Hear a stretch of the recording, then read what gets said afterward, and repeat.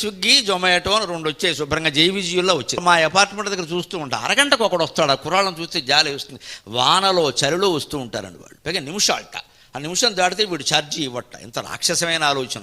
కష్టపడి పట్టుకొచ్చాడు కదా, ఇవ్వాలి కదా. వాడు ఆకలేసి ప్రాణం పోయిందా? వాడు ఏదో పెడతాడు ఒక ఆఫర్, మీకు టైం దాటితే చెప్పండి మీరు ఛార్జీ చెల్లించక్కల. వాడు ఆ ఛార్జీ చెల్లించకపోవడం ఎంత అన్యాయం అండి. అవతల వాడు ఏమైపోతాడండి ఆ కుర్రాడు? వాడి గురించి వాడు మన అబ్బాయి కదా, మన తమ్ముడు కదా, మనం ఆలోచించద్దా అని వీడు ఇక్కడ నొక్కేసి టైం దాటిపోయింది అనేస్తాడు. వీడికో 50 రూపాయలు 100 రూపాయలు 200 మిగిలిందనే తప్ప వాడు బతుకు ఏమైందండి? వాడు మనిషే కదా. వాడు ఇంతలా మూట మోసుకొని వచ్చాడే వెనకాల పెట్టుకుని.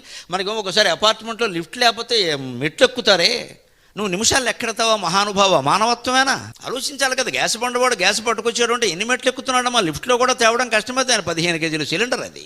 వాడికి 20 రూపాయలు ఇవ్వాల్సి వచ్చేసరికి ఇదొక్కటి ఎక్కువైపోయింది. 1000 రూపాయల కంటే 20 రూపాయలు ఎక్కువ, ఇంకో 20 వేసి ఇవ్వాలి. అనుమానం ఏం లేదు. ఇక్కడ వాడు కష్టపడ్డాడు.